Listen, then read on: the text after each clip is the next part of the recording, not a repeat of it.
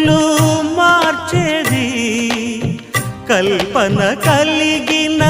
మది భావం బ్రతుకును పాటగా మలిచేది మనసున కదిలిన మృదునాదం కలవని దిక్కులు కలిపేది నింగిని నేలకి దింపేది తనే కదా మారది క్షణాలకే సారథి మనస్సనేది అహో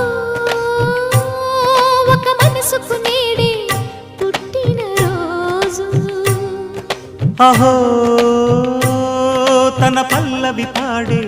చల్లని రోజు